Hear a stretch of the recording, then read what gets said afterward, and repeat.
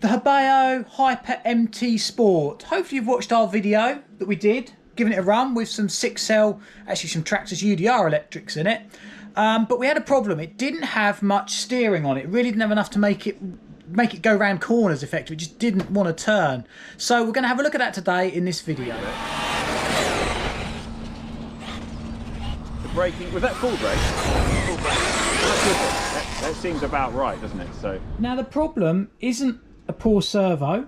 It is just a lack of lock that you can get on this car. Now I've had a look and it is actually just bottoming out on the hub carrier. Well, the hub carrier is bottoming out on this yoke part here, on the suspension part there.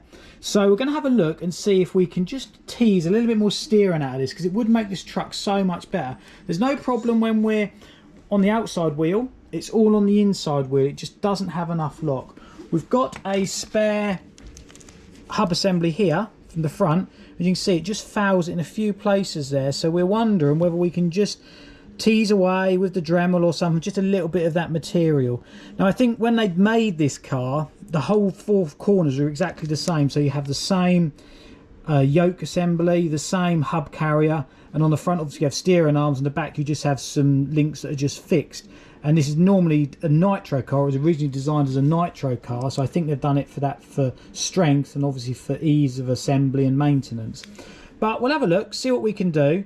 I don't know whether we'll do it on a time lapse, a few photos, or what we'll do. We'll see, because it won't be particularly interesting watching the Dremel away parts of the hub carrier. But we'll obviously show you at the end what we've actually accomplished. So it's an easy process of removing this assembly. All we've got to do is remove this screw, take the top link out, push this pin out here. Once this screw comes out, this pin pushes out, and we'll take the steering link off. You can see I've already slackened off the screws which hold the steering arm on. So what I've done, just so I don't lose any parts, I always put the screws back in these areas so I know where they are. I'm going to remove this part, which I don't think we need to take off or any material on to start with. So we've just got two screws there, and that comes off like that.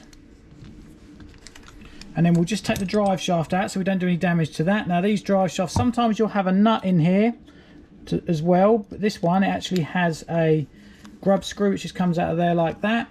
Now this sometimes will be a tight fit on here, this one isn't, just slides off like that.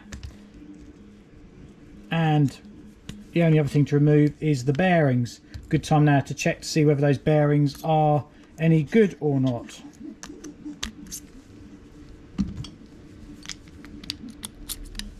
Make sure you don't damage the seals when you push them out. Make sure you push on the actual metal part, not the rubber part. And we won't go into surface and bearings or drive shafts, but that's just out so we don't do any damage to that now. So here we have our part to use, or here we have our part to modify, and we need to take off. So this is the right hand one on the truck, so we need to take off some material around here. What I'm going to do is we'll take out these axles, and there's a little 1.5mm grub screw in there to get to those. These don't need to come out all the way.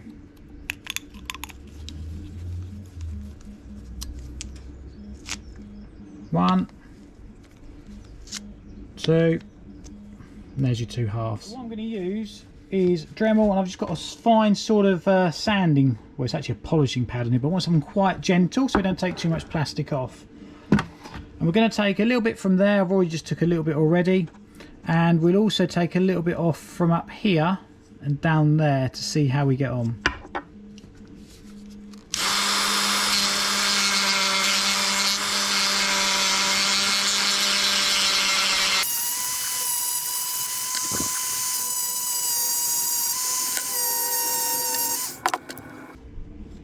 So we just took a small amount off, and yep, we've already got a bit more lock. I know I haven't got the pins in, but I can always see that's going back a bit further. So I don't think you need to see all that, but we'll come back after we've done as much as we're going to do, and then we can see the end result.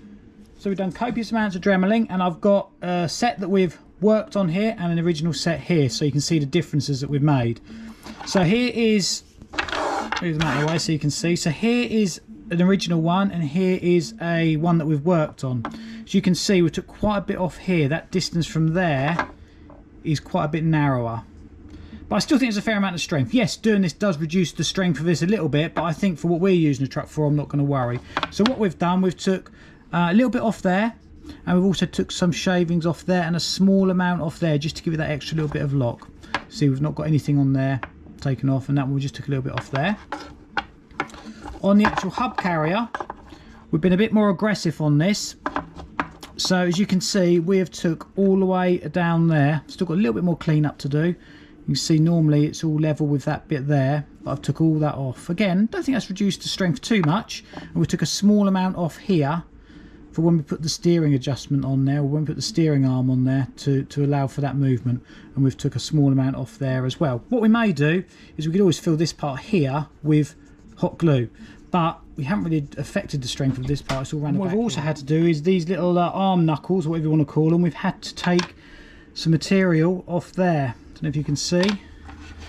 There's an original and a small amount on there. That's just to be able to clear this part of the hub, so you can take more off there and less off here, or vice versa.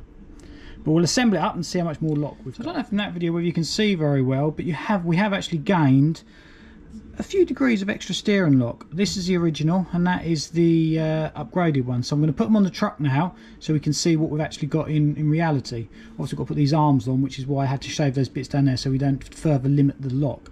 Obviously these aren't handed, but when you do this you want to do it on a handed basis, because you're only going to take the material off the inside edges. Now unfortunately guys, not quite as straightforward as we first thought. I've got the modified assembly on, works fine, but we've got no extra lock. If you can see, we're at the same position here as what we were earlier, and of course what's actually happening is it's actually bottoming out on the diff case there. So the next task is just to have a look and see if we can just adjust that diff case, or another option would be to actually make that link in there longer. It's going to change the Ackerman effect of this car, but I mean that's not really too much of a worry. It's just more if we can just make that link perhaps a little bit longer. So we'll have that off next and have a look. Removed the radio box to get access to the steering linkage down here, and as you can see we've basically got it fouling on here, so whatever we do on the hub we're not going to get any extra steering lock. So what I'm going to do is I'm actually going to change the length of this rod. It's a bit crude, but if we make that a little longer then it will give us that extra movement here. We'll have to shorten these links, but give us that extra movement so we can get that extra steering lock. So here's our original steering linkage, and here's one I've made up. It's very crude. It's just down some threaded rod that I had in the shed or the garage, but it's proof of concept. If it works then we'll look to do something a bit better and a bit stronger. So this is about 8mm, 10mm longer. Don't know if you can see that, perhaps 8mm longer, and it just slots into the existing locations there, like so. And then if we then, I've already adjusted the actual turnbuckle length, so we've then got it, it's not quite bottoming out on there, and we've then got on this arm here we've got that full extra steering lock. So what we're going to do, we're then going to come to the other side, we're going to then shave down this side, put the steering back together, and we'll give it a test. Got the car back together, and I've set up the end points, the sub trim, the dual rates. We won't cover how to do that. If you want me to, leave a message, we can go into that, but there's plenty of videos on that. So we're going to see if we've got more steering lock. When we originally used it, it barely turned round in the road. It barely turned round between these white lines. So we're going to give it a go and see how it works. It does already seem to have much more steering lock, so let's see what it does.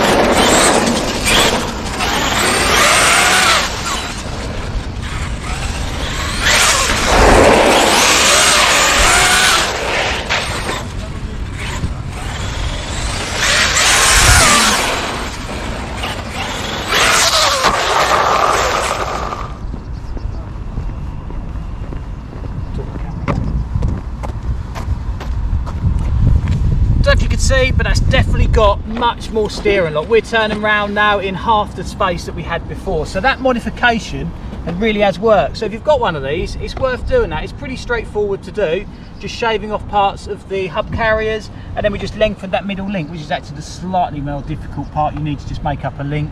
Don't know if you can get a ball turnbuckle on there. That's something we'll have a look at to see if that improves it. But hope that's been informative, and please do like, share and subscribe.